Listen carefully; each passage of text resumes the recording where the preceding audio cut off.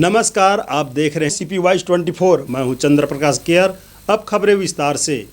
राज्य सरकार के द्वारा अमलीडीह के अरबों रुपए के लागत वाली 9 एकड़ शासकीय जमीन के आवंटन आदेश के खिलाफ लोग धरना प्रदर्शन कर आपत्ति दर्ज कराते आवंटन आदेश निरस्त करने की मांग उठा रहे हैं। तो वहीं पिछले दिनों पूर्व विधायक सत्यनारायण शर्मा के द्वारा पूर्व पार्षद लीलाधर चंद्राकर के खिलाफ दिए गए बयान को लेकर चंद्राकर समाज लामबंद हो गए हैं। दरअसल 26 नवंबर के दिन जमीन आवंटन के विरोध में अमलीडीह में सर्व समाज के बैनर तले धरना का आयोजन हुआ था। इसे लेकर पूर्व विधायक सत्यनारायण शर्मा ने पूर्व पार्षद लीलाधर चंद्राकर के खिलाफ लोगों को गुमराह करने का आरोप लगाते हुए नोटिस भेजने का बयान दिए हैं। इसके विरोध में पूर्व विधायक के खिलाफ अब चंद्राकर समाज भी आगे आ गया है।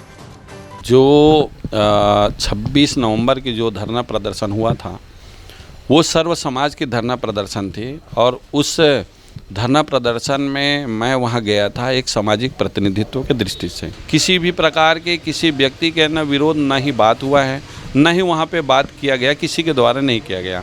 मेरे द्वारा किसी भी प्रकार का उनका नाम उल्लेख न ही विरोधाभासा शब्द कभी भी नहीं बोला गया है।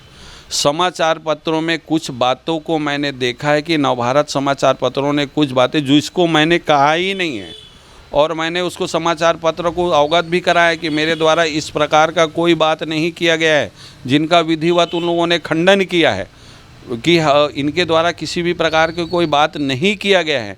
फिर भी आज एक पूर्व मंत्री यदि कहता है कि मैं मानहानि उनके ऊपर करूंगा तो 100% ये मान के समझिए कि इस आंदोलन में उसको लगता है कि लीलाधर चंद्राकर या कुर्मी समाज की भूमिका बहुत ज़्यादा है, इसलिए कुर्मी समाज के लोगों को दबाने के प्रयास से किया गया है।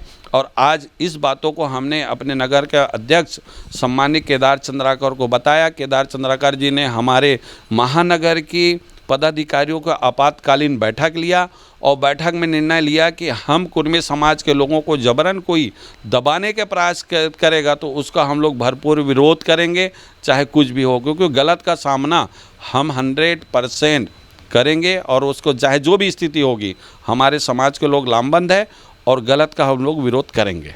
9 एकड़ भूमि है, जिस भूमि को शासकीय उपयोग के लिए शिक्षण संस्थान के लिए आवंटित करने का निर्णय हुआ था, लेकिन उसको किसी बिल्डर को दे दिया गया है और जिसके संबंध में एक नहीं ये पूरे समाज की क्षति है, क्योंकि इतनी उपयोगी ज़मीन शहर के भीतर में जो अरबों रुपया का है किसी व्यक्तिगत लाभ या ये के लिए बिल्डर को दिया जा रहा है। तो इस बात को लेके पूरे सभी समाज के लोगों ने इस पर विरोध दर्ज किया।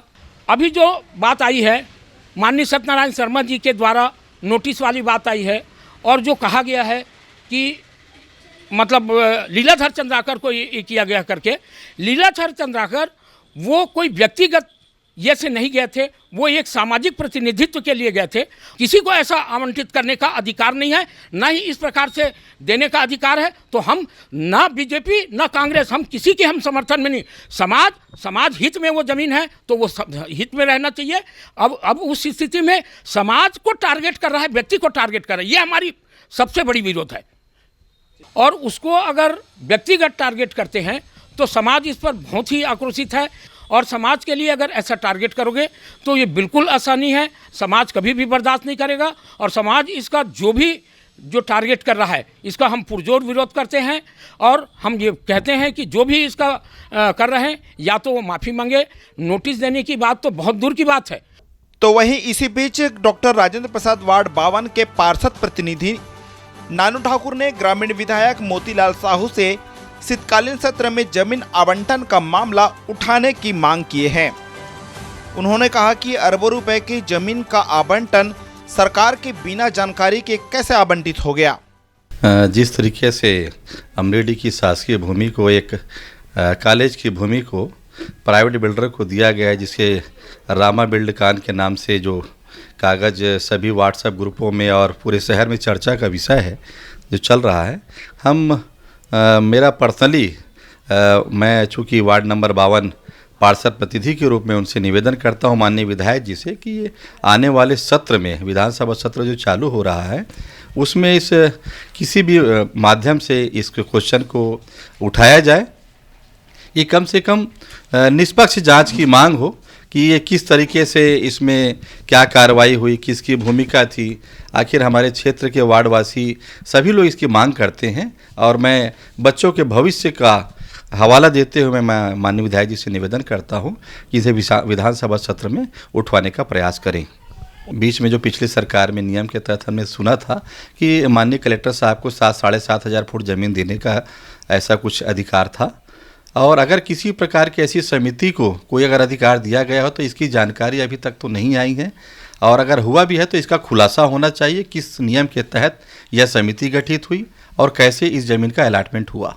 किसी न किसी एक षड्यंत्र की भूमिका नज़र आ रही है इसमें कि एक व्यक्ति मांग किया, उसका फाइल रुका, फिर दूसरा एक स्कैन के माध्यम से यह मतलब मांग की गई, फिर उसकी फाइल रुक जाती, फिर अचानक एक पिछले बार को जिसकी फाइल निरस्त की जाती है अचानक से उसको ज़मीन आवंटन हो जाता है। तो कहीं न कहीं भूमिका संदिग्ध नज़र आ रही है इसमें। देखिए, पूर्व विधायक जी की भूमिका बहुत अच्छी थी, उन्होंने ही इस कॉलेज का स्थापना कराया और उन्होंने काफ़ी इसके लिए प्रयास भी किए थे, तो उनकी भूमिका अच्छी थी। आज की खबरों में बस इतना ही। अगली बार हम फिर हाजिर होंगे, तब तक के लिए नमस्कार।